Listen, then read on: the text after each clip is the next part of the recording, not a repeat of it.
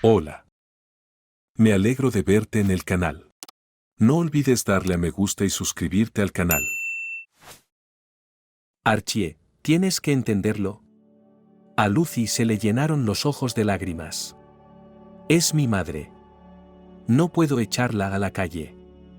¿Te refieres a cómo te puso en la calle casi de niña y sin un céntimo, ya lo has olvidado?, preguntó Archie irritado. ¿Cómo puedes comparar? Entonces estaba en un estado de conciencia nublado, no se daba cuenta de lo que hacía. Y ahora ha vuelto en sí. Sí que ha recuperado el sentido. Archie estaba furiosa más allá de lo creíble. Durante más de 10 años, había estado sola, viviendo por su cuenta. Y entonces me acordé de mi hija. Por cierto, ¿cómo te encontró? ¿No la reconociste? Estoy seguro de que la mía no le habría dicho nada. No importa, Archie. Lucy no iba a pensar en esas trivialidades. Lo único que importa es que ahora está conmigo y quiere que volvamos a estar juntos. Y de todas formas, que haya cometido un error no significa que tenga que vengarme de ella el resto de mi vida. Eso es, Archie, está fuera de discusión. Mamá va a vivir con nosotros. No voy a echarla. A Archie no le gustó esta decisión. Comprendía que Lucy hubiera echado de menos a su madre todos estos años, y ahora solo estaba contenta por su aspecto, y era incapaz de adoptar una visión crítica de la situación. Él mismo no creía ni por un segundo a la anciana que había aparecido hacía unas horas en el umbral de su apartamento. Pero tampoco podía discutir con Lucy. Parecía que tendría que soportar tener una suegra llamada Betty por un tiempo. Por ahora, pensó. Lo resolveremos sobre la marcha. De cualquier manera, no voy a dejar que le haga daño a Lucy. Betty, entonces solo Betty, había dado a luz a una hija a los 25 años. Y eso era todo. Como ella lo veía, su vida había terminado. Betty nunca se casó. Primero estudió mucho, no quería que sus compañeros la distrajeran. Luego trabajó con la misma diligencia, aceptando de vez en cuando señales de atención de colegas y pretendientes ocasionales, pero sin tomárselos en serio. Esperaba un gran amor de verdad. Y este amor le llegó en forma de un viajero de negocios cualquiera que vino a su ciudad durante un mes por trabajo.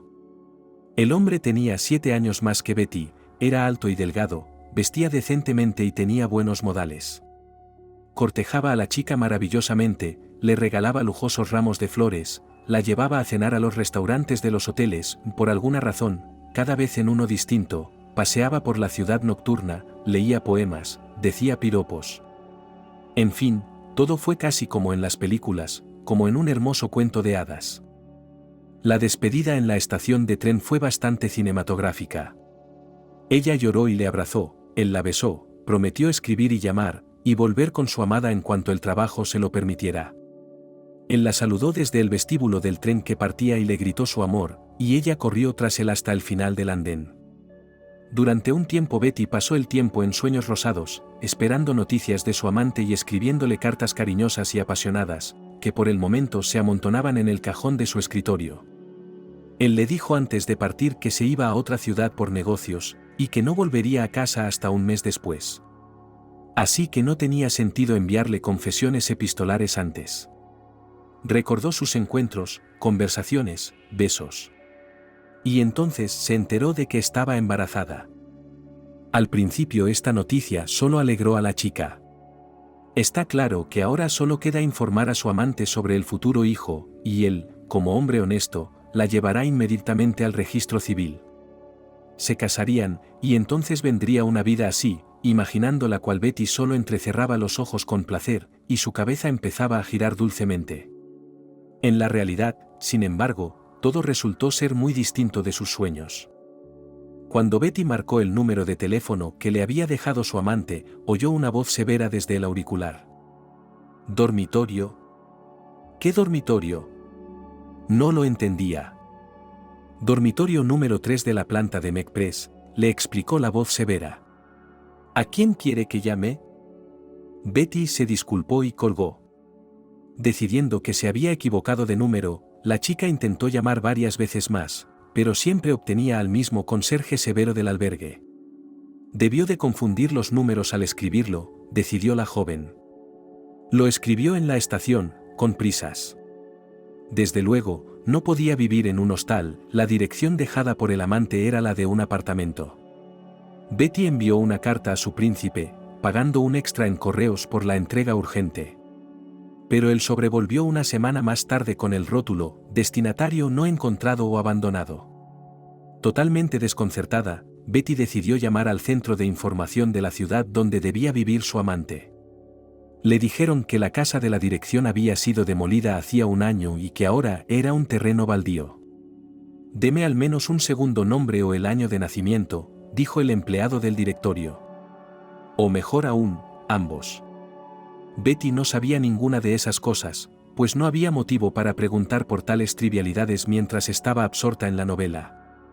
No le pedirías un pasaporte a un hombre que te recibe todas las noches con ramos de flores, te lleva en brazos, te lee poesía, te besa tanto que te tiemblan las piernas. De repente se dio cuenta de que ni siquiera sabía qué organización visitaba Sullón, ni en qué hotel se alojaba. De hecho, Betty nunca había estado en su habitación. Se reunían en varios restaurantes y dormían en su casa casi a diario. Betty vivía en un apartamento independiente, así que no veía la necesidad de quedarse en habitaciones de hotel incómodas y sin rostro. Sin saber qué pensar, marcó el número de teléfono que John le había dejado. Cuando oyó el esperado y severo dormitorio, se puso a llorar de repente y le dijo a la voz severa que todo estaba como estaba. «Por favor», dijo, «mira a ver si tienes a un hombre así viviendo contigo, John». A lo mejor le daba vergüenza decirme que era del dormitorio, nunca se sabe. «No sé qué hacer ahora, ayúdame. ¿Realmente necesito encontrarlo?»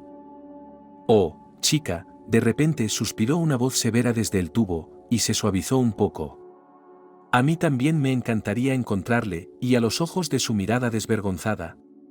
«No pasa un mes sin que alguna chica de su Juan lo busque. Tiene la costumbre de meterse en la cabeza de las chicas y dejar nuestro número de teléfono cuando se va.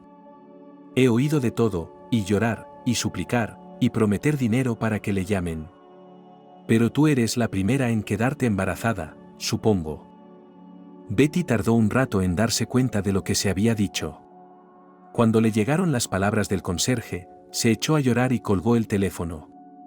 Se hizo evidente que ya no valía la pena esperar un amor feliz y una vida familiar sin nubes.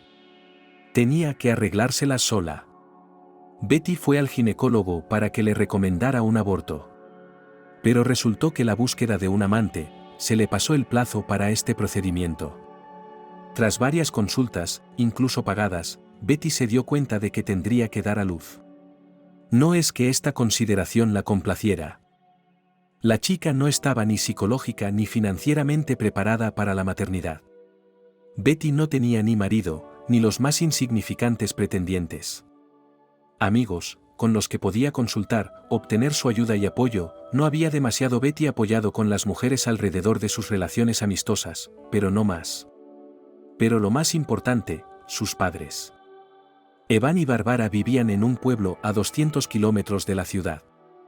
Su hija había conseguido un apartamento independiente para que nada la distrajera de sus estudios. Y cada vez que se veían o llamaban, su padre reprendía a Betty: «Mira, hija, el apartamento es tuyo, así que úsalo con prudencia. No organices fiestas, no conduzcas empresas, no traigas hombres. Estudia, acomódate. Y si la traes en el dobladillo, te azotaré como a una cabra y te echaré a la calle». Hacía tiempo que Betty había terminado sus estudios y había pasado de ser una adolescente a una joven independiente con una buena posición. Pero Evan persistía en repetir su mandato cada vez que hablaba con su hija. Conociendo el carácter estricto de su padre, Betty no podía ni pensar en confesar su embarazo a sus padres. «Bueno», decidió, «tendremos el bebé y se lo ocultaremos a sus abuelos. De todos modos, no hay otra salida». Lo extraño es que el plan de Betty tuvo éxito. Consiguió esconder a su hija de su familia durante bastante tiempo, unos 10 años. La mujer tenía por norma llamar a sus padres todas las semanas, o incluso más a menudo, para no dar la impresión de que se escondía de ellos. Pero si Evan y Bárbara querían visitarla, o simplemente decían que iban a la ciudad por negocios, Betty se disuadía lo mejor que podía. Se inventaba agendas de trabajo apretadas, invitaciones a cumpleaños de amigos, teatros, citas, la necesidad de ayudar a un amigo, cualquier cosa para evitar que sus padres fueran a su casa. Sabía perfectamente que aunque cediera a su hija a un vecino durante el tiempo que durara su visita, no podría ocultar la presencia de la niña en el apartamento. Evan se lamentaba a veces: Betty, hemos reunido algunos invitados para ti, carne, encurtidos. Llevémoslos, al menos para dárselos a los vecinos. Pero incluso contra esto Betty se oponía muy activamente. Es imposible que los padres se comuniquen con los vecinos, e incluso solo aparezcan en su patio. Seguro que habría alguna abuela parlanchina que diría algo sobre el niño, y se acabó. ¿Por qué tienes que dar vueltas, papá?, dijo alegremente. Está muy lejos mi barrio. Deja los regalos ahí, y yo vendré la semana que viene a recogerlos. Supongo que no se pudrirán. Y, sinceramente, vino a recogerlos todas las veces después del infructuoso viaje de sus padres. Dejó a la hija de Lucy durante el tiempo de estas visitas al pueblo con su vecina Selena, al principio explicando que la niña era demasiado pequeña para el largo viaje, y luego sin explicar nada en absoluto. El hecho de que Lucy permanezca periódicamente en la familia Bavarikin, poco a poco se convirtió en la norma. La necesidad de ocultarse minó fuertemente a Olia desde dentro. La propia joven no se daba cuenta de cómo se avergonzaba de su hija no solo delante de sus padres, sino también de todos los que la rodeaban. Constantemente le parecía que vecinos, colegas y simples transeúntes saben que cría a su hija sin marido y la condenan. Probablemente piensen que es una zorra. O, peor aún, que estuvo casada, pero el hombre no cumplió. Resultó ser una mala anfitriona, una esposa inútil. Paseando con Lucy, se encogía constantemente en un bulto dentro de sí misma, temiendo miradas desagradables. En el trabajo casi nunca mencionaba a su hija, temiendo el juicio de sus compañeros. En la guardería evitaba las conversaciones con los profesores y otros padres, y cada vez esperaba que la señalaran con el dedo, que la avergonzaran, que se rieran de ella. En público, Betty mantenía cuidadosamente la compostura, haciéndose ver independiente y orgullosa. Pero en casa arremetía contra Lucy, regañando a su hija por la más mínima ofensa o por una palabra mal dicha. Podía abalanzarse sobre la niña con esteras por el hecho de que se abrochara largamente una sandalia, o goteara zumo sobre la mesa lustrada, o simplemente se acercara inoportunamente con la petición de leer un libro o ver un dibujo. Pronto el asunto dejó de limitarse a regañar a Betty. Golpeó a su hija con cualquier cosa, y solo una palma de la mano, y un cinturón de una chaqueta, y un batidor de alfombras, y una bota, y una toalla mojada, y un cable de extensión, cualquier cosa que vino a la mano. En los momentos de tales arrebatos, la mujer no tenía control sobre sí misma, y cuando la irritación remitía, se avergonzaba de ellos y se sentía culpable delante de su hija. Además, Lucy, después de haber sollozado tras un escándalo en algún rincón del apartamento, siempre acudía primero a hacer las paces con su madre. Se acercaba a su madre, abrazaba a Betty, enterraba la nariz en ella y le preguntaba en voz baja: «Mamá, ¿ya no estás enfadada?» «No estoy enfadada, hija mía», respondía Betty avergonzada. «Siento haber estallado». «Te perdono», dijo Lucy, acariciando la cabeza o la mano de su madre. «Te quiero». Esas palabras hicieron que Betty quisiera llorar aún más. La culpa, el sentimiento de estar equivocada, la vergüenza de avergonzarse de sí misma, la necesidad de esconderse de sus padres todo el tiempo, nada de eso era bueno para su psique. Se puso nerviosa e histérica, y en su rostro, a pesar de la máscara de inexpugnabilidad cuidadosamente construida, empezó a aparecer una expresión de miedo y maltrato. El día en que Betty fue a matricular a su hija en la escuela todo dio un vuelco. En la recepción de la escuela estaba sentada una secretaria de aspecto gentil, una mujer mayor con un peinado estricto y un vestido impecablemente planchado con cuello de encaje blanco. Betty le entrega los documentos y un cuestionario previamente cumplimentado, y ella los examina rápidamente. «¿Por qué no se ha rellenado del todo la información sobre los padres?», preguntó. «Veo el nombre de la madre, pero ¿dónde está el del padre?». No hay padre, dijo Betty. Estoy sola. Ya veo. La secretaria miró la partida de nacimiento de Lucy y luego escrutó a Betty por debajo de las gafas de la cabeza a los pies. Pondré una nota en tu formulario, madre soltera. Esta condición no era ni mucho menos nueva para Betty. La había seguido desde el registro civil, donde había redactado los documentos para Lucía, pasando por todas las guarderías, cocinas de leche y policlínicas. Le permitía recibir algunos beneficios, pero también le parecía profundamente ofensivo. Lo había aguantado durante un tiempo, pero hoy, por alguna razón, ya fuera la elegancia de la secretaria o la mirada que le dirigió, Betty se dio cuenta de que no podía soportarlo más. Pida lo que quiera, casi gritó, y salió furiosa de la recepción. Corrió al trabajo, sin acordarse de sí misma, y allí se derrumbó en el sofá de la sala de empleados y rompió a llorar, incapaz de contenerse por más tiempo. Se revolcó en el sofá, golpeó con las manos el respaldo y los cojines, aulló, arañó la tapicería, se atragantó con las lágrimas. Una colega, una de las empleadas de su departamento de auditoría, una mujer seca y normalmente taciturna, acudió a rescatarla. Tras encontrar a Betty y evaluar su estado, la colega primero cerró la puerta de la habitación desde dentro, luego agarró a la mujer en el sofá, la abrazó con fuerza y la mantuvo allí, acariciándole la cabeza hasta que se le pasó la histeria a Ollie. Luego le dijo a la mujer que se lavara la cara, le sirvió un vaso de agua con algún tipo de sedante, la sentó en el sofá y se sentó a su lado. Betty, le dijo cariñosamente, veo que te pasa algo. No voy a pedirte detalles, si los quieres, puedes contármelos cuando estés preparada. Pero veo que necesitas ayuda psicológica. Y conozco un lugar que puede ayudarte. ¿Me vas a enviar a un psiquiátrico? Betty resopló. Se sentía avergonzada delante de su colega por haber presenciado su histeria, y no sabía cómo comportarse. ¿Por qué ir al manicomio?, objetó ella. Quiero ayudarte, no destruirte. No, en absoluto. Hay un lugar donde te aceptarán con cualquiera de tus problemas. Y te ayudarán a resolverlos. Si quieres, podemos visitarlo hoy después del trabajo. Vamos a visitarlo, aceptó Betty, encogiéndose de hombros. Después de todo lo que había pasado, se sentía incómoda negándose. Así fue como llegó a la reunión de la organización Hermanos y Hermanas. Y a partir de ese día, tal y como ella pensaba, su vida empezó de nuevo. En la amplia y luminosa sala se sentaba gente, mucha gente, todo tipo de gente. Hombres y mujeres, jóvenes y mayores, e incluso francamente viejos, con trajes caros y con vaqueros grasientos, guapos, bien peinados y francamente feos. Diferentes. Al final de la sala, en un pequeño estrado, había un hombre corpulento. Tenía un aspecto completamente laico, pero todos los reunidos le llamaban Padre Jack. El hombre habló, dirigiéndose a la audiencia. Hay pecado en todos nosotros, y eso es normal. No hay personas sin pecado, esa es la condición de nuestra vida.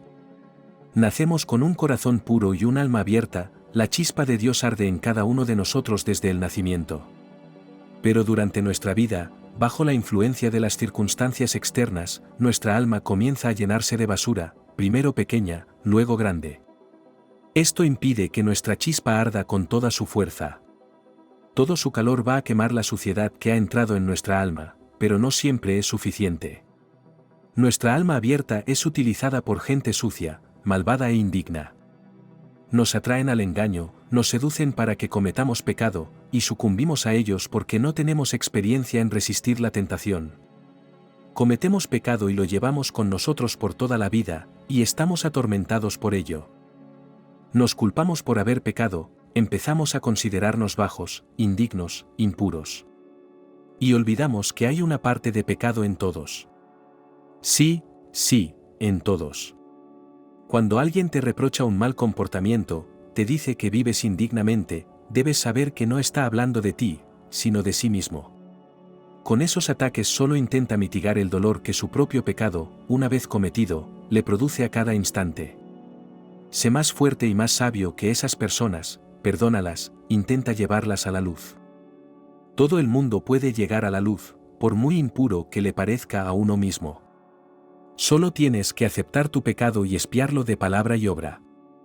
A través de esto serás limpiado de la basura dentro de ti, y permitirás que la chispa de Dios dentro de ti arda de nuevo con toda su fuerza. Volverás a estar en paz contigo mismo y con el mundo. Reconoce, acepta y redime de palabra y obra. Es un gran trabajo, pero los hermanos y las hermanas te ayudarán a hacerlo. Aquí en la sala hay personas que ya han pasado por el procedimiento de limpieza y han cambiado su vida a mejor. Tú los conoces, muchos de ellos ya se han convertido en tus ayudantes en el camino de la liberación del pecado. Betty escuchaba, y cada palabra resonaba en ella. Le parecía que el padre Jack estaba hablando de ella. ¿No era ella una muchacha de corazón abierto y alma pura cuando conoció a John? ¿No la había llevado él al pecado mediante el engaño y la tentación? ¿No fue debido a las circunstancias de la vida, el nacimiento de una hija, los férreos principios de su padre, la necesidad de mentir, que su alma se llenó de suciedad e inmundicia?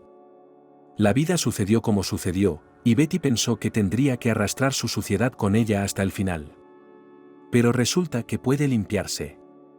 Y hay gente dispuesta a ayudarla. ¿Será posible? Después de la reunión general, el padre Jack, que había sido advertido de antemano sobre la nueva chica, invitó a Betty a su despacho. Le habló con tanta ternura, tan sensible y atento, que Betty le contó de pronto toda su historia. Se lo contó y se quedó helada, pues estaba a punto de ser reprendida. Pero el padre Jack dijo: «Pobre chica, ¿cuánto has sufrido? Pues nada, si quieres te ayudamos a sobrellevar tu sufrimiento. Tú ya eres más fuerte que muchos de los que vienen aquí, te das cuenta de que tienes pecado y estás dispuesta a librarte de él. Ya has hecho mucho trabajo en tu interior, y eres una cabeza más alta que la mayoría de los recién llegados a nuestra sociedad. A menudo la gente tiene miedo de admitir su pecaminosidad ante sí misma. Pero tú no. Estás haciendo un gran trabajo. Creo que el trabajo hercúleo que has hecho no debe desperdiciarse. Yo y los hermanos y hermanas podemos ayudarte a seguir deshaciéndote de tu pecado, a expiarlo de palabra y de obra. Por supuesto, si quieres». Claro que Betty quería. Tenía mucho miedo de contar su vida, y se alegró de no recibir rechazo, sino comprensión y aceptación después de contarlo. Es cierto que si hubiera contado lo mismo a sus padres, ellos la habrían recibido con no menos afecto que el padre Jack. Pero Betty nunca debió saberlo. La sociedad de hermanos y hermanas era una secta banal y parroquial. Estaba dirigida por el padre Jack, alias Jack. Hacía unos 10 años se había graduado en el departamento de psicología de la universidad médica local, pero rápidamente se había desilusionado con el trabajo de psicólogo. El dispensario psiconeurológico local le ahuyentaba por el escaso sueldo, a las clínicas privadas no les gustaba tener que adular a los clientes y escuchar las mismas quejas de amas de casa hartas que nunca habían tenido problemas psicológicos. Jack se devanó los sesos y decidió que podía encontrar un uso más interesante y rentable para sus conocimientos. En aquella época, con la llegada de la perestroika, el país inició un boom de todo lo casi místico. Surgieron diversas sectas y comunidades religiosas, los curanderos aparecieron en la televisión, los políticos y empresarios no ocultaban que consultaban sus asuntos con videntes y astrólogos. Después de pensarlo un poco, Jack decidió que el formato de comunidad religiosa era el que más le convenía. Estuvo tentado, por supuesto, de convertirse en adivino personal de algún respetable hombre de negocios. Pero allí te verían como un sirviente, y si cometías un error, te echarían a perder al instante, razonó Jack. Y él quería respeto, adoración, admiración, obediencia, por supuesto, un ingreso estable. Y un pequeño rebaño podía proporcionarle todo eso. Unos años más tarde, Walker estaba convencido de que su idea estaba dando resultado. La sociedad de hermanos y hermanas contaba con varios centenares de miembros, y no dejaban de llegar nuevos. Jack especulaba con un sentimiento de pecaminosidad. Insinuaba a cada recién llegado que tenía un pecado grave que le impedía vivir. Resultó ser bastante sencillo. Cada persona conoce por sí misma algún acto injusto, o recuerda un acontecimiento que se convirtió en un punto de inflexión en su vida. Con una hábil presentación de la información, este acto o acontecimiento adquiría el estatus de pecado y el principal obstáculo en todos los esfuerzos. Era más fácil trabajar con mujeres, casi todas las cuales habían abortado o habían sido infieles a su hombre o habían pensado seriamente en ello. Con los hombres era más difícil, pero Jack, gracias a un profundo conocimiento de la psicología y a una buena práctica, ya encontraba algo que les enganchara. También ayudó el hecho de que las personas que acudían a los hermanos y hermanas estaban inicialmente destrozadas, no demasiado seguras de sí mismas. Era bastante fácil convencerles tanto de su propia pecaminosidad como del hecho de que en la sociedad se les ayudaría a limpiarse de su inmundicia. La expiación de palabra era prácticamente un acto ritual, pensado al detalle por Jack. Y la expiación del pecado por los hechos implicaba que el pecador donara parte de sus bienes a la comunidad, es decir, a favor de Jack Walker. Para cada etapa se preparaba y procesaba seriamente a los feligreses, de modo que la entrega de los bienes fuera prácticamente voluntaria y sin dudas. Después de eso, la persona se consideraba limpia de pecado y podía empezar una nueva vida sin el apoyo de la sociedad. Si no estaba dispuesto a separarse de los hermanos y hermanas, se le ofrecía asistir a las reuniones y relacionarse con otros novicios como de costumbre, con la condición de que donase mensualmente una décima parte de sus ingresos a la sociedad. Muchos aceptaron. Al principio Jack se sorprendió de la cantidad de gente que aceptaba sus condiciones sin rechistar. Pero luego se dio cuenta de que había tenido cuidado de inculcar a la congregación que hermanos y hermanas era un lugar donde serían bienvenidos, buenos, malos o francamente malvados, y se les ayudaría a hacer frente a cualquier problema. Eso daba a la gente una sensación de apoyo integral, y eso es lo que los feligreses estaban de acuerdo en pagar. Sin embargo, había personas de las que no se podía sacar nada. Para esas personas, Jack ideó tareas especiales como redención por obra. Por ejemplo, si veía en un hombre un don para disponer de la gente para sí, le asignaba como penitencia a traer a 10 recién llegados a los hermanos y hermanas en el plazo de un mes. Asignaba a las mujeres la tarea de atender las reuniones masivas, preparar té y café para la congregación, hornear bollos y galletas. A los hombres les pedía que limpiaran después de los grandes acontecimientos o que trabajaran para la comunidad de alguna otra manera. Sus objetivos no siempre eran egoístas. Por ejemplo, varios feligreses ayudaron a una abuela pobre de la comunidad a reparar su apartamento como obra de redención. Otro grupo se pasó todo el verano cuidando de la dacha de uno de los miembros de la comunidad que de repente cayó gravemente enfermo, y al mismo tiempo cuidaron de la propia miembro de la comunidad. Esto encajaba bien con el concepto de los hermanos y hermanas te ayudarán con cualquier problema. También hubo tareas muy especiales como expiación con obras. Por ejemplo, con la ayuda de sus pecadores, Jack Walker compró barato un bonito edificio para los hermanos y hermanas. Al principio había un café cantina, bastante bueno y popular. El propietario no iba a venderlo, al contrario, promocionaba activamente su negocio. Pero Mischke le cogió las riendas por la cola. Y durante 3 meses varios hermanos y hermanas estropearon activamente la reputación del establecimiento. Plantaron ratas y cucarachas en la cocina y los almacenes del café. Presentaron quejas a todas las autoridades posibles, desde el SES hasta los bomberos, y el café estuvo plagado de inspecciones. Vomitaban en el comedor después de comer un par de cucharadas de sopa o de guarnición. Ensuciaban las instalaciones sanitarias para visitantes, hacían tropezar sigilosamente a los camareros, robaban chaquetas de los percheros. Además de esto se organizaron varios artículos difamatorios sobre el café en la prensa local, y parroquianos especialmente entrenados merodeaban por los patios de los alrededores y hacían largas colas, y difundían allí rumores desagradables sobre la institución. El flujo de visitantes al café se agotó, y el propietario se vio obligado a cerrar el negocio. El padre Jack le compró el edificio por meros centavos, y los hermanos y hermanas implicados en la operación recibieron la tan esperada redención de pecados. Jack Walker hacía este tipo de cosas a menudo. Se le había dado bien lavar el cerebro a la gente, y sus feligreses ya no se preguntaban por qué era necesario cometer un nuevo pecado para expiar otro. Hacían lo que el padre Jack les decía. Y si alguno intentaba negarse, Jack sabía cómo persuadirlo. Entre su rebaño había una empleada de una agencia de detectives y una joven que era la amante de uno de los agentes locales del FBI. Con su ayuda, reunió información sobre todo su rebaño, sus familiares y amigos. Esto le permitía controlar la situación financiera de la gente, saber de quién y cuánto podía sacar y a quién era mejor utilizar como mano de obra. Y también le ayudaba a mantener al rebaño a raya con la ayuda de un ligero chantaje. El padre Jack arregló un apartamento de 3 habitaciones en el tranquilo centro de la ciudad, compró una bonita casa de campo, consiguió un par de coches para viajes fuera de la ciudad y para viajar por la ciudad. En sus cuentas acumuló una cantidad de dinero bastante considerable que le permitió vivir cómodamente durante una docena de años. Pero Jack Walker saboreaba algo que era mucho más sabroso que la riqueza, el poder ilimitado sobre la gente.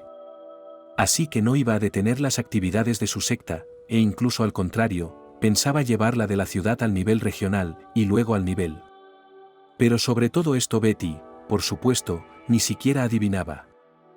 La comunicación regular con los hermanos y hermanas mejoró el estado de ánimo de Betty.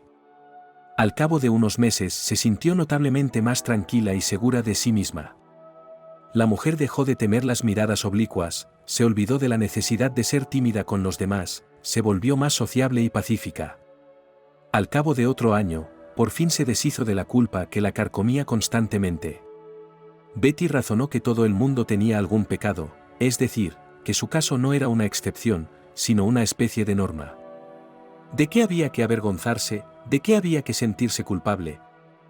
Los cambios interiores se reflejaban también en el aspecto de la mujer. Su postura cambió, sus movimientos se volvieron más suaves y tranquilos, su andar se hizo fácil. Empezó a cuidarse con gusto, se hizo nuevos peinados, compró ropa bonita, probó diferentes técnicas de maquillaje. Los experimentos con la apariencia la ayudaron a conocerse nueva, tranquila, limpia de pecados. Pero además, perseguían otro objetivo para atraer la atención del padre Jack. Betty se había enamorado perdidamente del rector y soñaba en secreto con ganarse algún día su afecto. Para Jack Walker, sus sentimientos no eran ni un secreto ni una sorpresa. Estaba acostumbrado a que las feligresas se enamoraran de él de vez en cuando, pero nunca se permitía acercarse a una de ellas para no traer la discordia a su rebaño. En este aspecto, prefería no utilizar su cargo oficial. Jack era cuidadoso con las mujeres enamoradas, manteniendo vivo el fuego de la pasión, pero sin dejar que creciera hasta convertirse en llamas pasionales que arrasaran con todo a su paso. Por supuesto, podía limitarse a anular cuidadosamente esos sentimientos, pero eso, desde su punto de vista, no era racional. Era más fácil manipular a mujeres enamoradas que a mujeres fascinadas por sus enseñanzas pero indiferentes a él personalmente. En cualquier caso, enamorarse le había hecho bien a Betty. Volvía a tener un propósito en la vida, una razón para levantarse por la mañana y disfrutar del mundo que la rodeaba.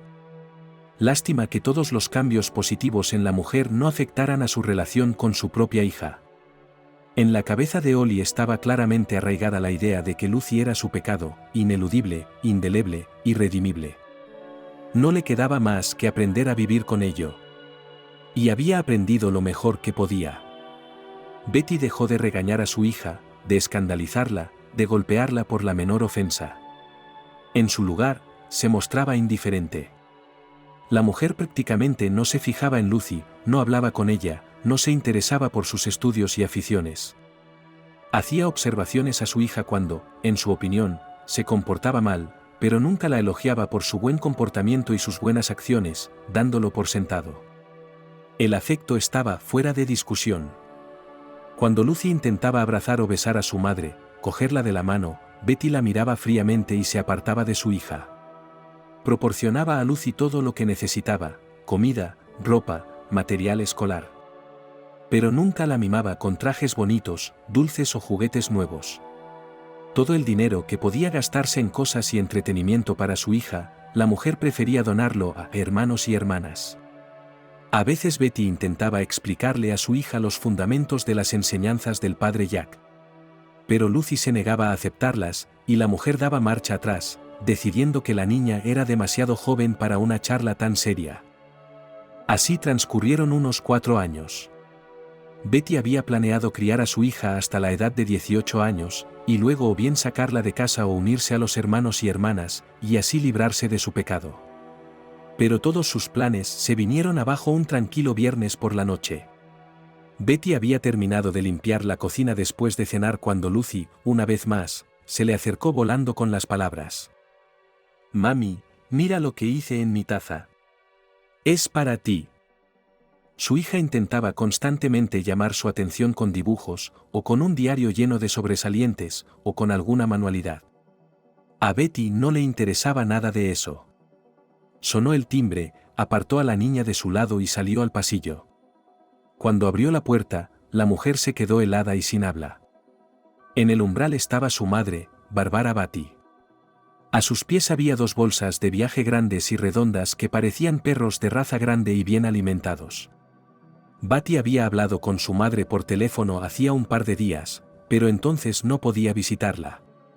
La mujer estaba confusa, pero Barbara sonrió acogedora, como si no se hubiera dado cuenta de la vergüenza de su hija. «Hola, Betty», dijo, «siento no haber llamado, pero pensé que estarías en casa antes del fin de semana. Todo ha sido tan rápido que no he tenido tiempo de avisarte». Recogió sus maletas y salió al pasillo, apartando a Betty. Miró a su alrededor. «Es un bonito pasillo el que tienes aquí, espacioso y luminoso. Al menos veré cómo vives, qué arreglos has hecho». La cara de Lucy asomó por la puerta de la habitación. «Mamá, ¿dónde estás? ¿Quién está ahí?»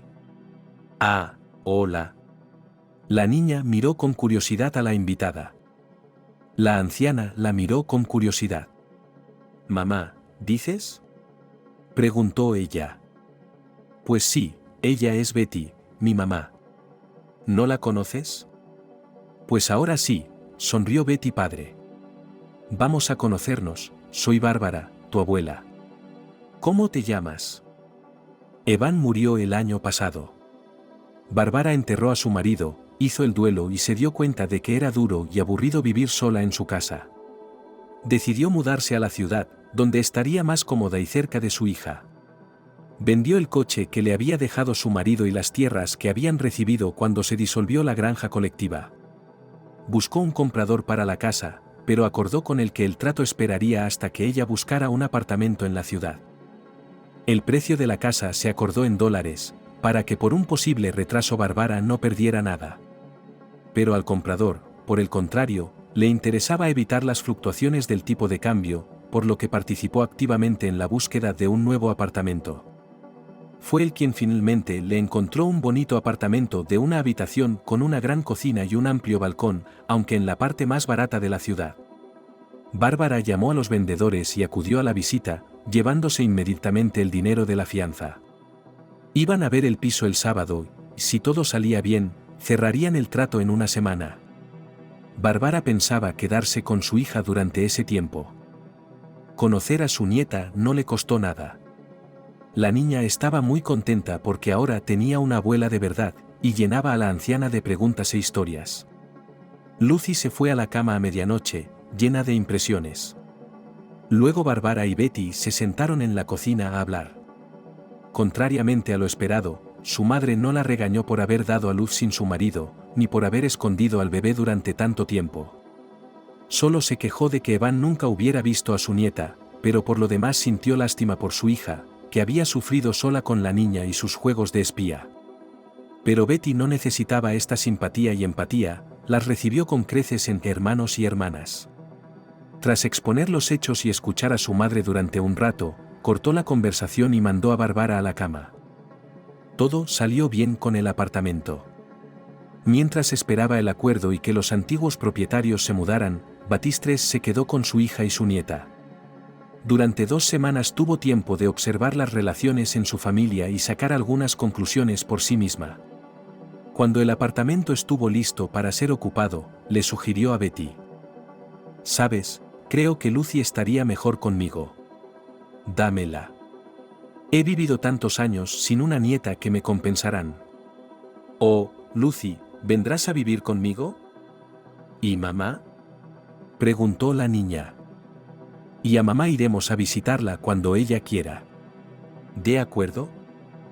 De acuerdo, exclamó Lucy, que desde hacía unos días recibía más atenciones de su abuela que de su madre en todos los años anteriores.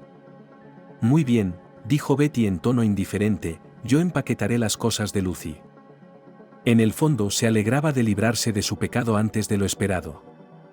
Durante toda su infancia Betty había estado convencida de que los adultos eran personas muy poco fiables.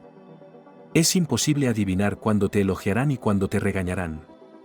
No hay un patrón para sus cambios de humor. Un comportamiento ejemplar no garantiza que te acaricien y te llamen buena chica. Las cosas interesantes no les ocupan, los regalos bonitos les aburren, y en general, pasar tiempo con los niños no les interesa. Tales conclusiones sacó la niña, observando a su propia madre, y las hizo extensivas a toda la población adulta del planeta. La única excepción que consideró fue la tía Selena, a la que su madre dejaba ocasionalmente cuando estaba ocupada. La tía Selena siempre estaba de buen humor, ni una sola vez le levantó la voz a Lucía o a su hijo Archie, y era imposible imaginar que pudiera pegar a los niños con las botas. Siempre escuchaba atentamente las historias de Saska sobre la escuela, revisaba sus lecciones, lo elogiaba por sus sobresalientes. Y a Lucy la trataba con cariño, le leía libros, le enseñaba pequeñas labores de aguja. La niña creía seriamente que tía Selena era la mujer más razonable de todos sus conocidos adultos, y se quedaba sinceramente perpleja cuando Archie, bajo la influencia de la adolescencia, se enfadaba con su madre o le decía que no entendía nada. En voz alta no discutía con Archie. El chico era unos 5 años mayor que ella, y parecía increíblemente maduro y serio. También era muy guapo. Con los años de vecindad se acostumbró a la niña y la trataba como a una hermana pequeña, se interesaba por sus asuntos, la protegía en los paseos de los perros grandes y los chicos enfadados, inventaba algunos juegos para ella, le enseñaba a montar en bicicleta, a veces bromeaba con ella sin malicia. A Lucy le parecía un príncipe de cuento. En el fondo estaba enamorada de él y esperaba que, cuando fuera mayor, Archie se casara con ella.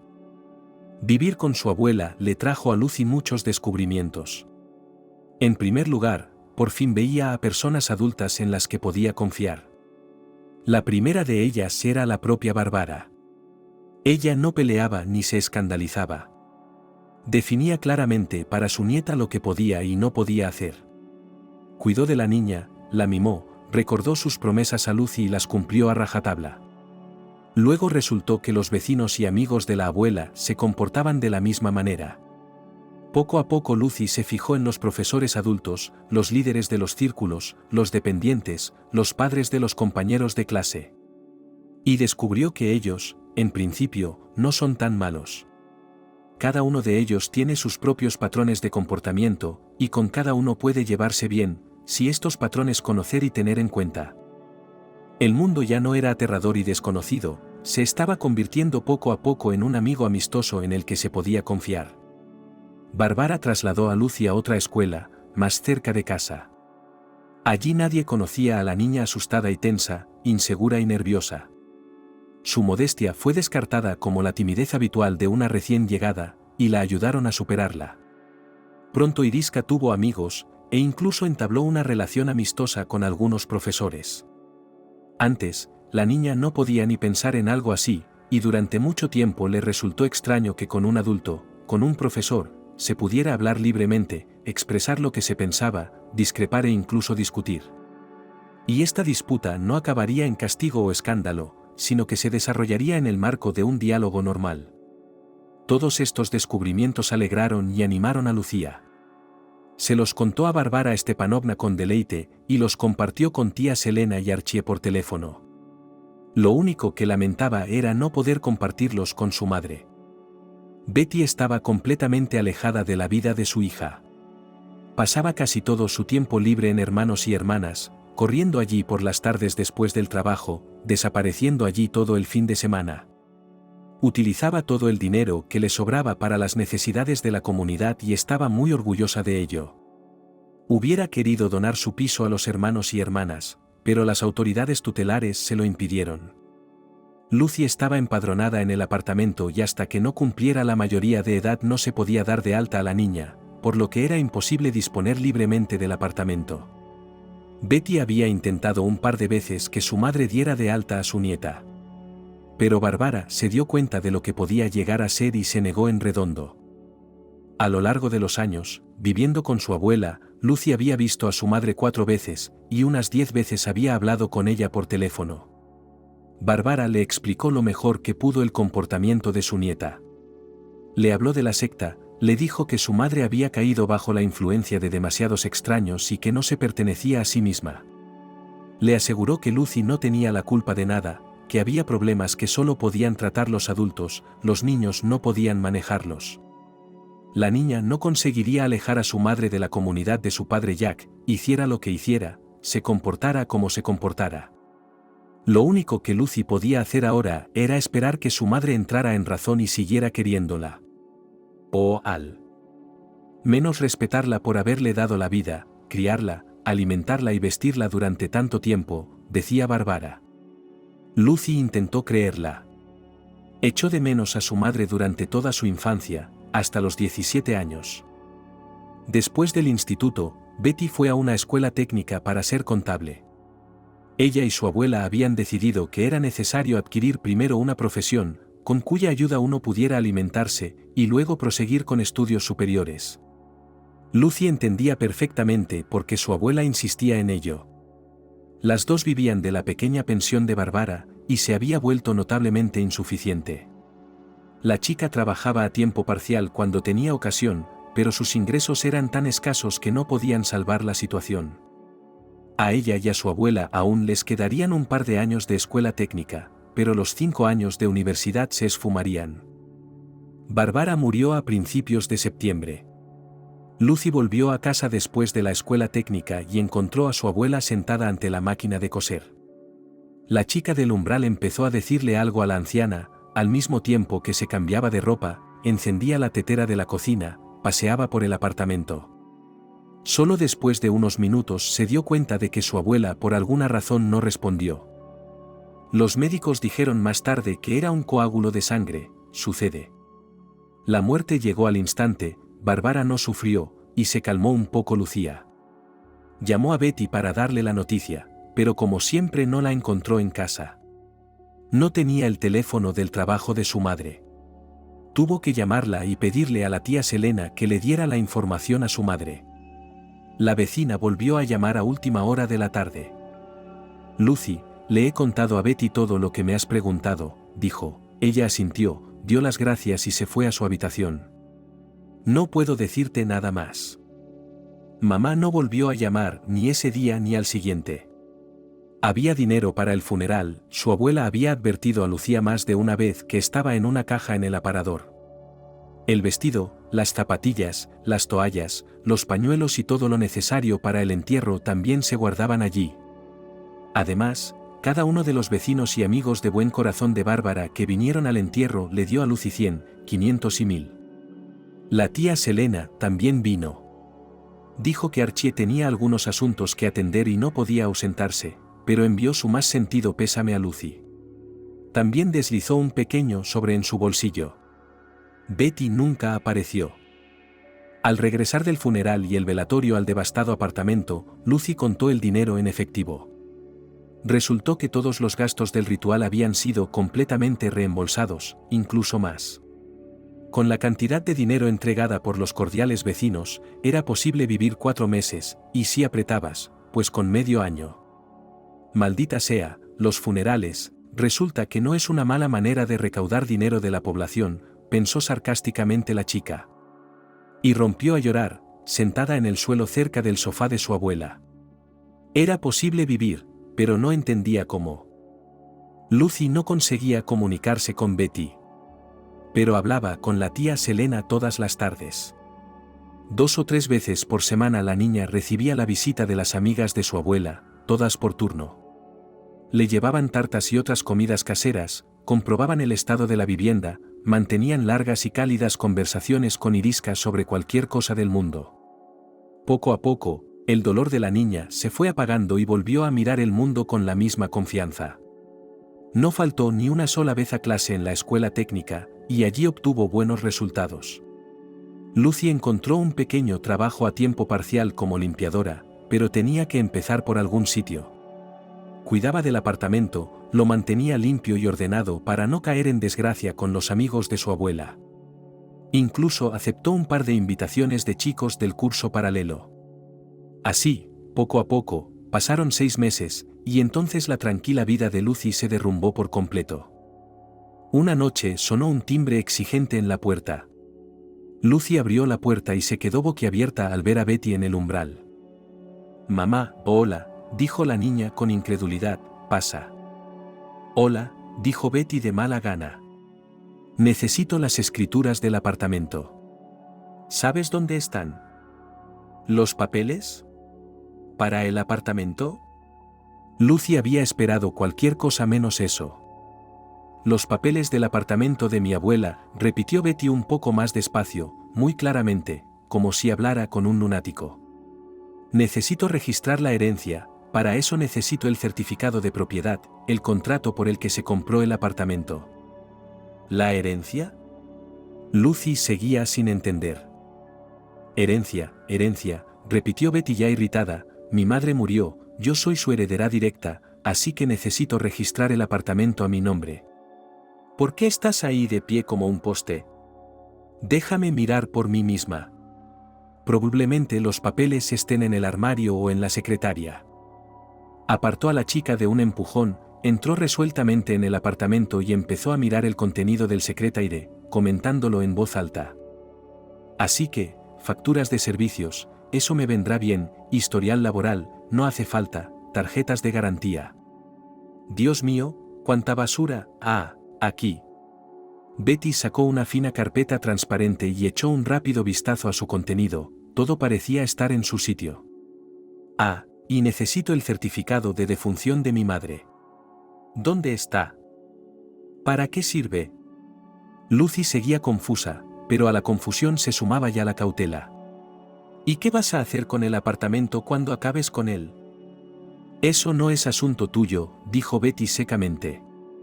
Por cierto, cariño, te sugiero que hagas las maletas y desalojes el apartamento. ¿Desalojar? ¿Qué quieres decir con desalojar? ¿A dónde voy a ir?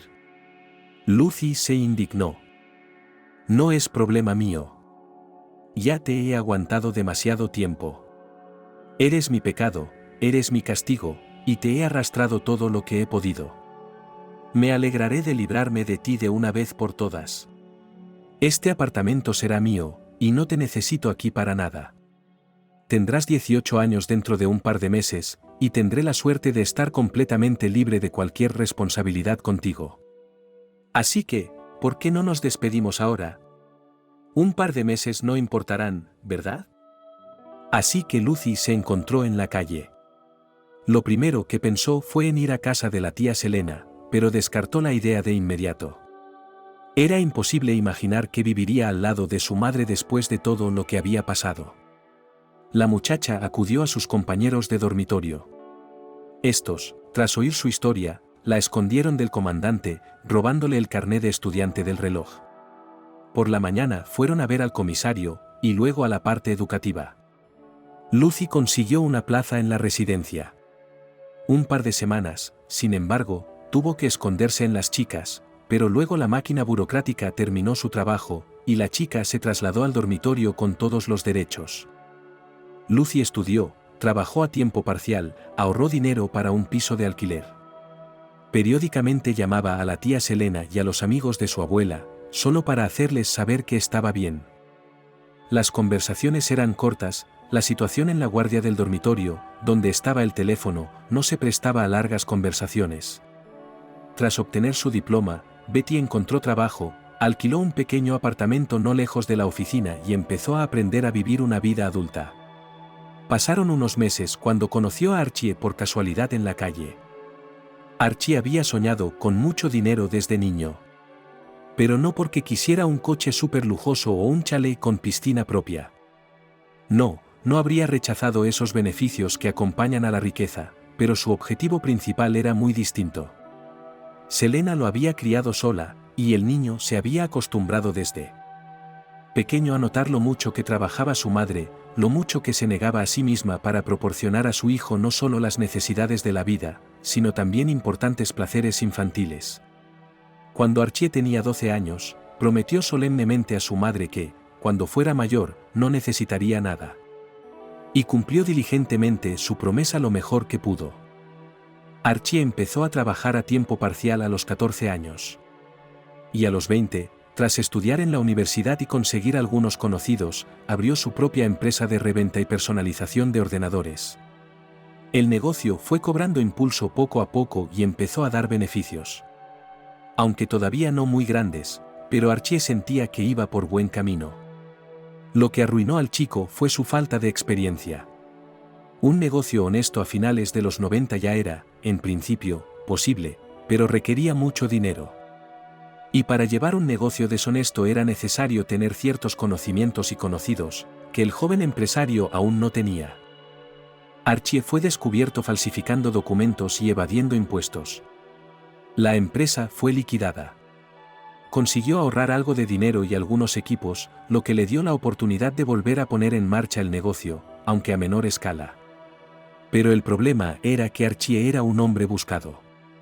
No podía presentarse en su casa ni en la de ninguno de sus amigos, no podía cooperar con antiguos socios ni atender a clientes conocidos. Peor aún, no podía registrar un negocio, ni un coche, ni un contrato de alquiler. Ni siquiera podía registrarse en ningún sitio, porque si aparecía por allí, la valiente policía lo atraparía al instante y lo llevaría a juicio. Eso no formaba parte del plan. Durante una semana había estado dando vueltas por la ciudad, durmiendo en algunos hoteles al azar, donde no le pedían documentos, o en los apartamentos de tipo Salazar que conocía en bares y conciertos, y agonizando sobre qué hacer ahora. Y entonces conoció a Lucy. Hacía casi 10 años que no veía a la chica, desde que se había alejado de su madre, y ahora se alegró sinceramente de conocerla. Lucy le invitó a su casa, escuchó la historia de las desventuras de su amigo de la infancia y le sugirió, de momento, quédate en mi casa. Nadie te buscará aquí, no estoy en la lista de tus contactos de los últimos años. Y es poco probable que alguien desentierre a conocidos de la infancia. Archie reconoció que se trataba de un argumento lógico y se quedó. Y, como resultó, se quedó para siempre. Al cabo de un tiempo, él y Lucy empezaron a vivir como marido y mujer. Archie incluso se declaró a la chica, pero inmediatamente estipuló que no podía registrar el matrimonio en ese momento. Dentro de 10 años, cuando prescriba y deje de buscarme, entonces sí, tal vez. Si aceptas esperarme tanto tiempo, dijo. Esperaré, no puedo evitarlo, sonrió Lucy, llevo esperando desde que era pequeña, tendré paciencia durante 10 años. Después de algún tiempo más, Lucy abrió una empresa unipersonal y empezó a vender y personalizar ordenadores con Archie. Su marido le indicó proveedores de confianza, le aconsejó cómo comunicarse con cada uno de los clientes potenciales para atraerlos a su servicio, le explicó las sutilezas del despacho de aduanas de material de oficina, él mismo seleccionó entre los estudiantes de ayer a programadores y administradores de sistemas, que luego fueron enviados a los clientes para configurar los ordenadores y automatizar sus negocios. Él mismo elaboraba RPT a partir de las explicaciones de los clientes, escribía complementos para un OC, diseñaba bases de datos y software especial para las necesidades de los clientes. Lo único que Lucy no le permitía hacer era llevar la contabilidad. Ahí se mantuvo firme. Ya lo has estropeado una vez, decía, ahora deja la gestión de las finanzas a un especialista certificado. Los dos sobrellevaron bien esta vida. Su empresa pronto creció y adquirió varias sucursales en la ciudad, y luego en la región. Los chicos compraron un apartamento espacioso, una casa de campo y un coche para la tía Gali, y se compraron un bonito coche para ellos. Naturalmente, todo estaba anotado en Lucía, hasta la última cuchara. Archie ni siquiera podía conseguir una tarjeta bancaria. Tía Selena todavía periódicamente llamó a la búsqueda y se preguntó si había alguna noticia sobre su hijo. Así que Lucy Batty, de repente, a los 30 años, había crecido una propiedad y se había convertido en una dama de negocios genial. No le restaba méritos a todo ello, pero era muy consciente de que sin Archie todo aquello no habría sucedido, y lo recalcaba repetidamente. Por lo tanto, Archie no podía preocuparse, la mujer no iba a aprovecharse de su posición y echarlo a la calle, dejándolo sin un centavo ni un lugar donde vivir. No se preocupó, hasta que Betty, su suegra, apareció en su puerta. Betty había pasado la mayor parte de su vida con los hermanos y hermanas. Los últimos años, literalmente. Donó sus 2 pisos a la congregación y se mudó a una casa compartida donde ha vivido los últimos años con otros feligreses. Estaba completamente satisfecha con esta vida. Los nuevos miembros de la congregación se encargaban de todos los asuntos domésticos de la casa, expiando así sus pecados con el trabajo. Todo el tiempo de las mujeres se dividía entre el trabajo y el servicio a su religión y la comunión con sus hermanos en la fe. Además, estar en la casa común le permitía ver más a menudo al padre Jack. Betty estaba tranquila y completamente feliz. Pero un día, el padre Jack la llamó a su casa y de repente habló con la mujer sobre su hija. Betty no tenía ni idea de lo que había sido de ella.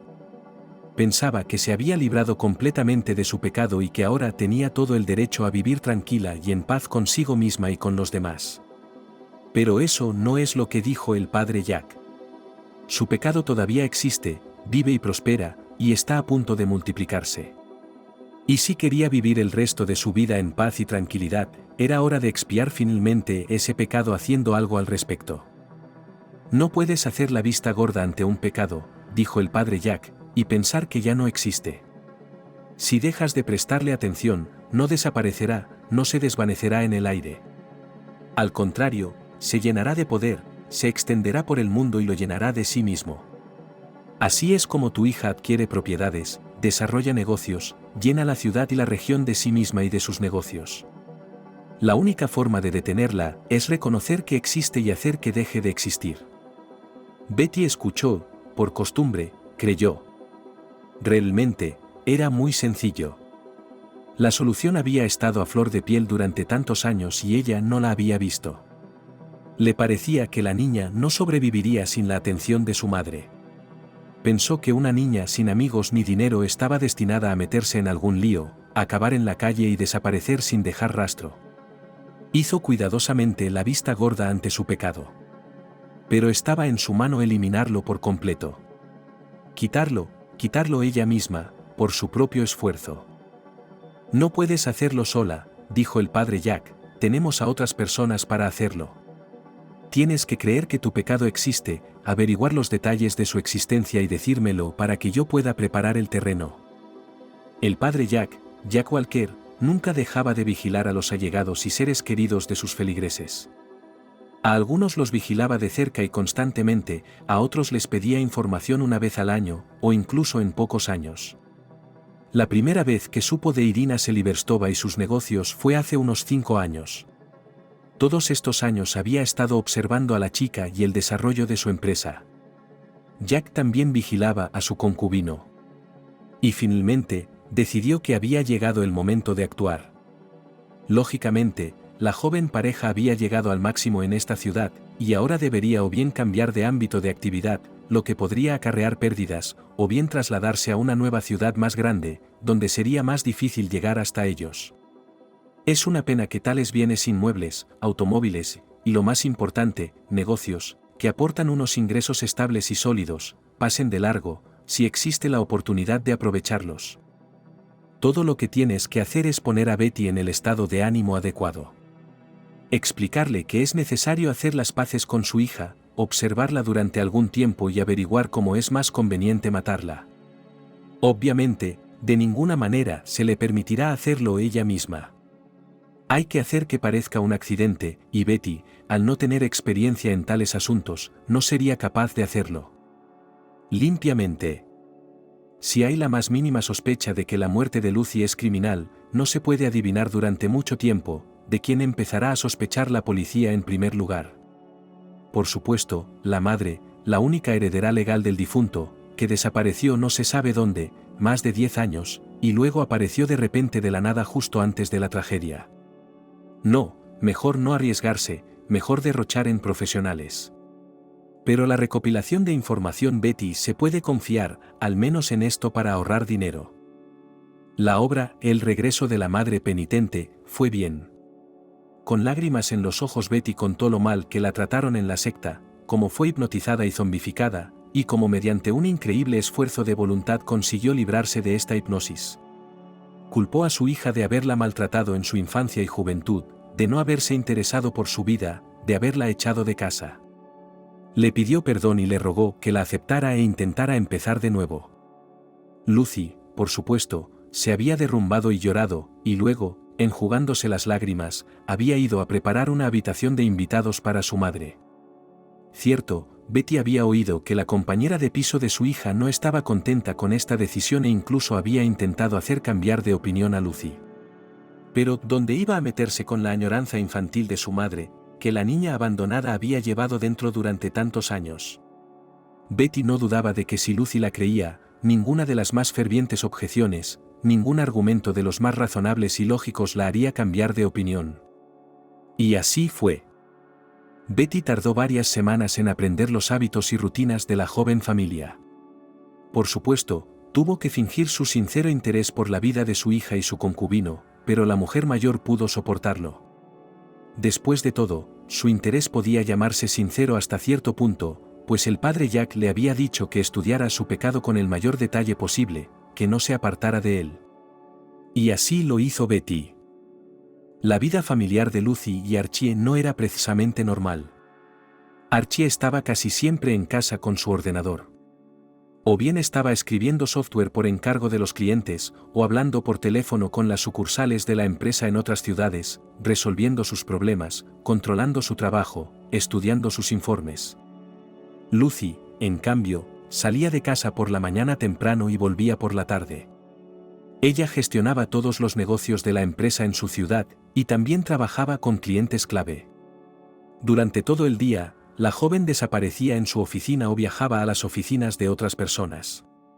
Viajaba sobre todo en coche y prácticamente nunca iba a pie. Archie se encargaba de hacer la compra y cocinar, así como de la mayoría de las demás tareas domésticas de la familia. Podía sacar tiempo durante la jornada laboral para ir a la tienda y cocinar algo sin pretensiones. Lucy cocinaba los domingos. Los sábados, los jóvenes iban tradicionalmente a casa de mamá Selena, en el campo. Lucy le comentó a su madre que ese era el nombre de la antigua vecina de su casa. Pero que Archie era hijo de Selena, no tuvo tiempo de decírselo. El joven, obedeciendo más a la intuición que a la lógica, desvió rápidamente la conversación hacia otro tema. Y más tarde se lo pidió a Lucía. «No le digas todavía a Betty que soy tu antiguo vecino». «¿Por qué?», se preguntó la muchacha, «¿crees que te denunciará a la policía?». «No, claro que no», Archie sonrió tranquilamente, «pero podría hablar de mí en alguna parte, casualmente, por ejemplo, a algún viejo amigo común». Sin malicia, solo sin pensar. «Pero podemos explicárselo todo a mamá y pedirle que guarde tu secreto», trató de insistir Lucy. «Lucy, ¿por qué molestar a Betty para nada?». Por alguna razón Archie estaba seguro de que estaría mejor de incógnito. No podía explicarse por qué, pero ¿cómo iba a aceptar una anciana, educada en las tradiciones soviéticas, que su hija viviera con un delincuente en busca y captura? «Estará muy preocupada. Se preocupará por ti y tendrá una actitud negativa hacia mí. ¿Por qué perturbar el tranquilo ambiente de la casa y poner de los nervios a todo el mundo?». De repente, Lucy estuvo de acuerdo con este argumento. Y más tarde, mamá Selena apoyó la postura de Archie. Era cierto que ni Archie ni Selena tenían mucha fe en que Betty pudiera perturbarse por esta información. Ambos sospechaban que la mujer seguía sin preocuparse por su hija y que solo la utilizaba como instrumento para arreglar sus propios asuntos. Pero ni madre ni hijo expresaron sus sospechas en voz alta. Lucy había sugerido a su madre que fuera con ellos a visitar a Selena, pero Betty se había negado cada vez. Dijo que le daba vergüenza encontrarse con una vecina con la que había sido poco cortés. En el futuro lo haría, pero por ahora no estaba preparada. De hecho, Betty aprovechó la oportunidad para quedarse sola en el apartamento vacío y explorarlo adecuadamente. Rápidamente encontró los documentos principales de su hija y los estudió detenidamente. Revisó todos los armarios y cajas e hizo un pequeño inventario de las joyas de la familia. Sorprendentemente, había pocas, aunque Betty había esperado que Lucy, tras haber empezado a recibir importantes sumas de dinero después de una infancia casi en la pobreza, se dedicara a derrochar a manos llenas. Pero resultó que a su hija no le interesaban en absoluto el oro ni los diamantes.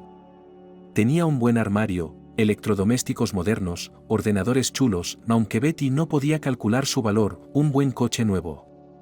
Pero no pudo encontrar ningún signo de lujo. Sin embargo, en la pared del despacho de Saskia encontró una caja fuerte astutamente escondida, cuyo contenido aún desconocía. ¿Quizá allí se guardaban los principales objetos de valor? Desde el punto de vista de Betty, sería razonable. Cuando estaba sola, llamaba al padre Jack y hablaba con él durante largos ratos. Entre semana era imposible, el teléfono de la casa estaba siempre ocupado con Archie, y los teléfonos de la calle no eran adecuados para el tipo de conversaciones que mantenían el rector y el feligrés. Betty le daba a Jack Walker toda la información que había recabado, discutía los planes futuros, por supuesto, recibía consejo espiritual.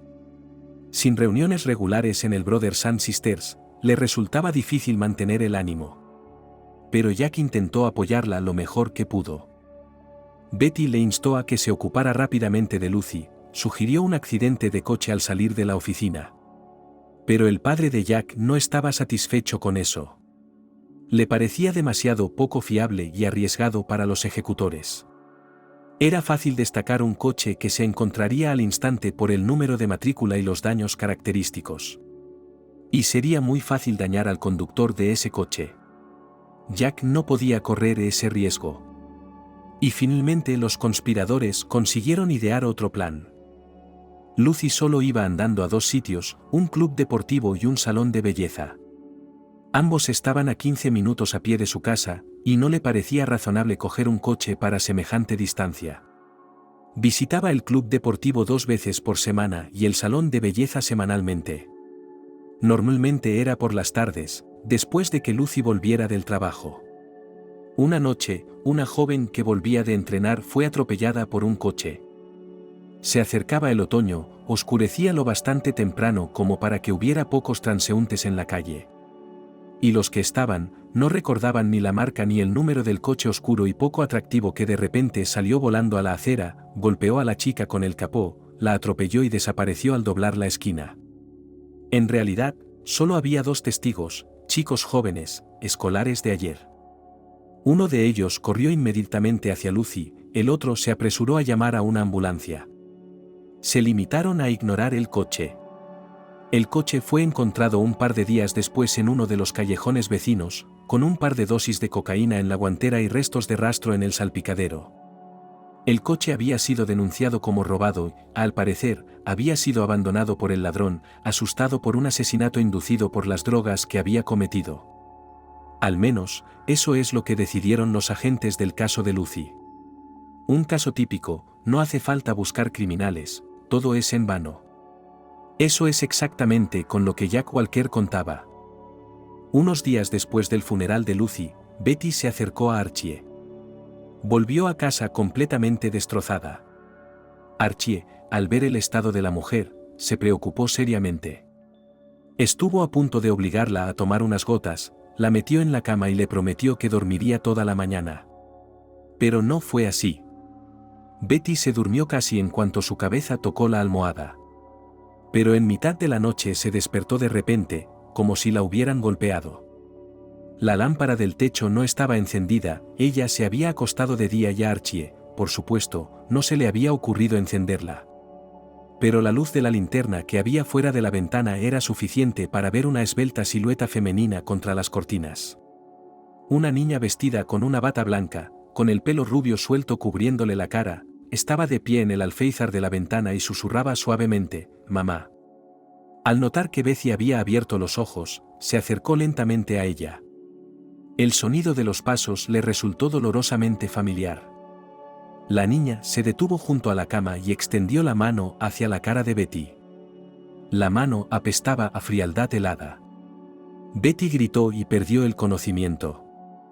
Despertó cuando Archie la sacudió por los hombros. La luz de la habitación estaba encendida y el chico estaba de pie sobre la cama en ropa interior, despeinado, somnoliento y obviamente asustado. «¿Betty? Oh, Gracias a Dios que estás despierta. ¿Qué ha pasado? Gritabas tanto que me cagué del susto. Mierda, te di un buen somnífero, deberías haber dormido hasta mañana. La mujer se echó a llorar de repente y se lo contó todo a Archie. Él sacudió la cabeza con compasión, arrastró a Betty a la cocina para tomar el té, le ofreció valeriana y algunos sedantes más serios de la reserva. No cuestionó sus palabras como había hecho el padre Jack, no dijo que todo eran tonterías y disparates. Incluso la envidió un poco, porque él no llegó a ver a la mujer que amaba después de la muerte. La miró y pareció enjugarse una lágrima invisible. Y eso hizo que Betty se sintiera aún más atraída por el chico. Estuvieron sentados en la cocina hasta el amanecer. Al amanecer, la mujer decidió volver a la cama. Durante los días siguientes, se sintió mejor. La presencia del fantasma durante el día seguía siendo soportable. Por las noches tomaba sedantes y Archie se sentaba a su lado hasta que se dormía. Había estado muy atento desde su conversación, tratándola con tanta delicadeza como a un frágil juguete de Navidad y cuidándola en todo lo que podía.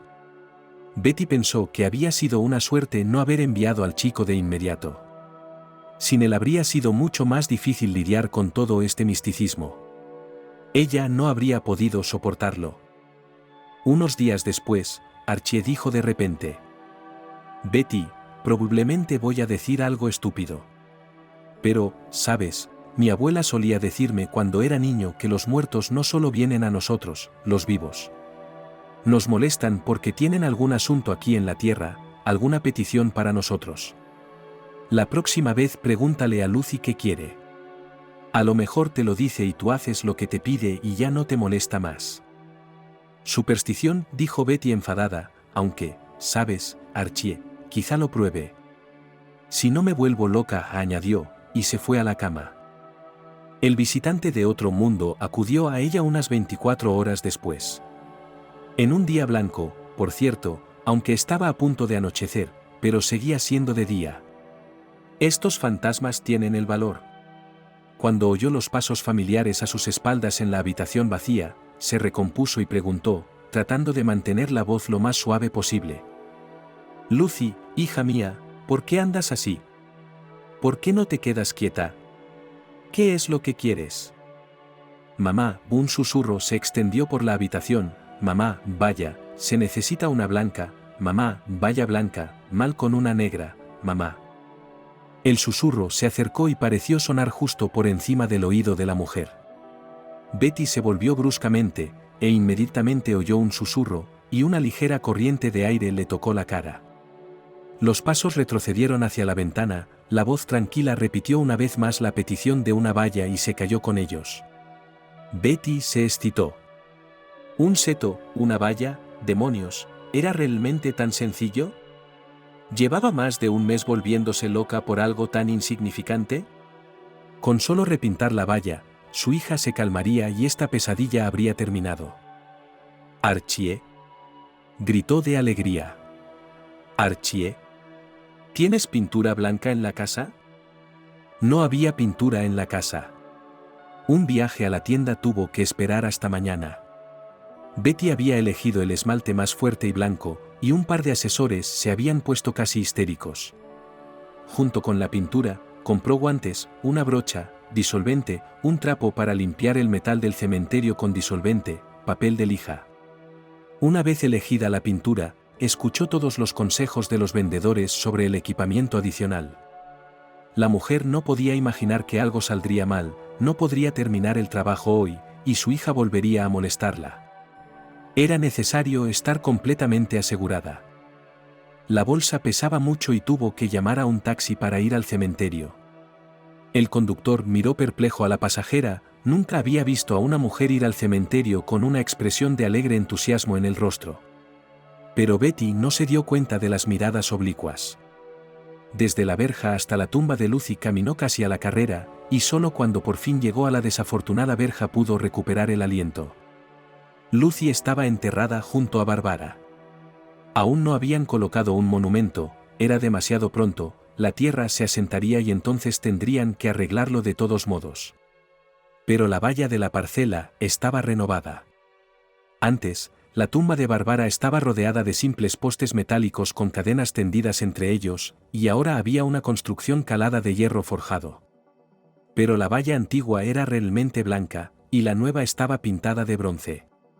De ninguna otra manera la puso la abuela Lucy para volver a ponerla como estaba, pensó Betty irritada, y ni siquiera se sorprendió de sus pensamientos. Siempre había sido materialista, y ni siquiera la pertenencia a los hermanos y hermanas podía cambiar eso. La mujer creía en la doctrina del pecado y la purificación, pero consideraba que las historias sobre la vida después de la muerte, el reino de Dios, la vida eterna del alma y otras cosas por el estilo eran supersticiones y tonterías. Le bastó un mes de contacto con el otro mundo para abandonar su visión materialista del mundo y dar por sentado lo sobrenatural.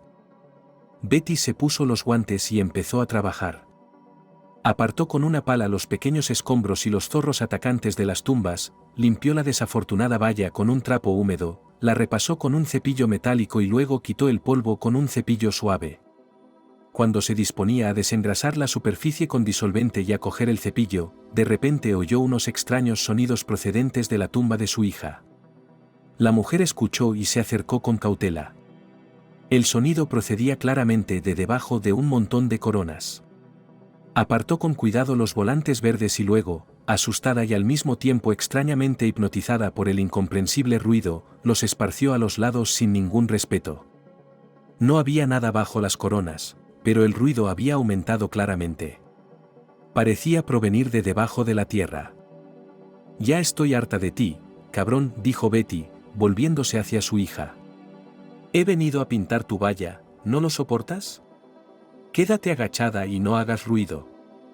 De la tumba volvieron a salir sonidos incomprensibles. «Maldita seas», dijo Betty, cada vez más enfadada, «voy a desenterrarte y a estrangularte con mis propias manos, para asegurarme». Con estas palabras la mujer se acercó al montículo y se inclinó sobre él, escuchando. Luego empezó a rastrillar furiosamente con las manos la tierra, que aún no se había compactado demasiado. Desde fuera debía de parecer salvaje, pero a Betty no le importó. No tardó mucho, sin embargo. Su mano tropezó con algo duro, y ella lo agarró, tiró de él hacia sí y lo sacó de la tierra, aturdida, y luego, con un fuerte gemido, se hundió en la hierba muerta. En su mano había un altavoz de audio portátil envuelto en polietileno, del que salía un silbido inarticulado. El altavoz le resultaba familiar, igual que el del escritorio de Archie. Archie, sentado entre los arbustos junto al monumento vecino que custodiaba la paz de varias generaciones de una familia numerosa, maldijo en voz baja. Debería haber salido antes cuando empezó a lanzar coronas de flores, pensó tardíamente. Pero la visión de una anciana destrozando la tumba de su propia hija le sobresaltó tanto que dejó pasar el momento. Y he aquí que Betty había encontrado la columna. Solo un par de segundos más y se daría cuenta de todo. «Al diablo, vamos a rendirnos», murmuró Archie, y salió resueltamente de su escondite. «¿Betty? Lo siento, tenía buenas intenciones». «No pensé que te asustarías tanto», murmuró avergonzado el muchacho. «¿Tú has organizado todo esto?», preguntó Betty atónita. «Escondí el altavoz, sí», se arrepintió Archie, «lo tengo con un mando y un pendrive. Tenía buenas intenciones, de verdad. Grabé esa canción de la que hablabas y pensé en ponerla cuando estuvieras trabajando aquí. Y pensarás que Lucy te ha perdonado, y te sentirás aliviado». «¿Qué canción?». Betty no podía superarlo. «Bueno, dijiste que la habías oído en la radio». «La pondré ahora», se dio cuenta Archie, y sacó el reproductor de su bolsillo. Murmurando un momento, encontró la pista que quería, puso los auriculares en los oídos de la mujer mayor y pulsó play. Una voz masculina cantó algo que a Betty le pareció incoherente pero rítmico. Quiso quitarse los auriculares, pero Archie hizo señas que decían escucha. Y al final de la cinta, de repente se oyó la voz de un niño: «Te perdono, te quiero. Te perdono, te quiero». ¿Así que solo era una canción? Betty escuchó la voz y no podía creerlo. Espera, pero ¿y el resto? Las voces, los pasos, la respiración, los nombres, y entonces, vino a mí, ella misma, Lucy. Betty trató dolorosamente de pensar, pero sus pensamientos eran confusos y no se cohesionaban. «No me creíste, ¿verdad?», exclamó, sintiendo como la ira hervía en su interior. «¿Decidiste engañarme para burlarte de la vieja?». Se levantó del suelo con súbita impetuosidad y se abalanzó sobre Archie con los puños. Pero se detuvo a un paso de él y empezó a tambalearse lentamente hacia un lado. Su rostro estaba extrañamente torcido, y en lugar de un grito acusador, su boca era un silbido espantoso, como el de aquel desafortunado orador. Betty se desplomó junto a la valla y se desmayó. Archie se inclinó sobre la mujer, le tomó el pulso y maldijo, ahora con toda la voz. Luego sacó un móvil del bolsillo de la chaqueta, enorme como un ladrillo y terriblemente incómodo. No le gustaba, pero ahora se alegraba de haberlo traído. «Mamá», dijo rápidamente al teléfono, «ponte al volante y conduce hasta el cementerio para ver a Lucy». «Rápido, luego te lo explico». «Sí, no entres por la puerta principal, sino por la lateral, para que no te vea el guarda». Archie elaboró su plan con su madre. Selena sugirió que Betty fuera fácilmente sugestionable y mística, ya que estaba en una secta. Así que Archie comenzó a entretener. Colocó varios altavoces pequeños pero potentes por toda la casa, a través de los cuales emitía sonidos de pasos, respiraciones, susurros. Controlaba las grabaciones con un mando a distancia o las ponía con temporizador, para que no resultaran demasiado monótonas. Y sería sospechoso que el fantasma solo se le apareciera a Betty cuando Archie estaba en casa. El tipo llevaba la cuenta de los paseos de Betty, y a la vuelta engatusaba a los transeúntes para que dijeran el nombre de Lucy junto al de la mujer. A algunos les contaba una broma para su tía favorita, a otros los sobornaba con un poco de dinero. Encendió la canción con la letra que conocía por las historias que Lucy había repetido a su madre como un conjuro durante toda su infancia, merodeando entre los arbustos cercanos a la casa por la que había pasado Betty. Sus altavoces eran lo bastante potentes. El fantasma era la madre de Selene, vestida con una sudadera blanca y una peluca rubia. Habían calculado que después de los somníferos que Archie le había dado a su suegra, ella no se fijaría en los detalles, y habían calculado correctamente. Los Babarikins no planeaban nada malo. Querían convencer a Betty en la existencia del fantasma, y luego su boca para mandarla a compartir con Archie la herencia. Pero las cosas resultaron diferentes. Agotada por la preocupación, por la necesidad de volver a mentir y fingir, por la separación de los hermanos y hermanas y del querido rector, por la participación en el asesinato, aunque indirecta, de entidades de otro mundo, en fin, por todos los acontecimientos de los últimos meses, Betty sufrió un derrame cerebral.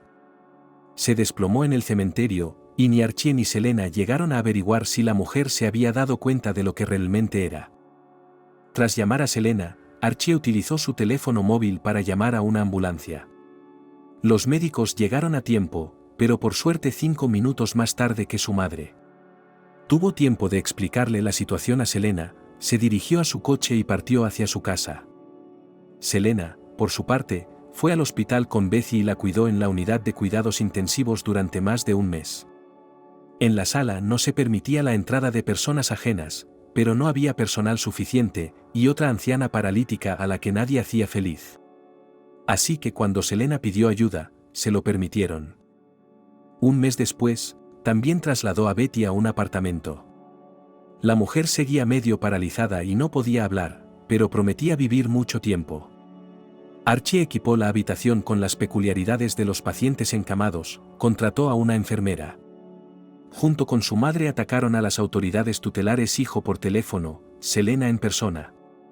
Betty no tenía parientes, pero había testigos que confirmaron su larga relación, vecindad, estrecha comunicación con Selena. Esta circunstancia, además de un poco de dinero, y Selena Babarikina se convirtió oficialmente en el tutor de Betty Seliverstova, su antiguo vecino y fracasado cuñada.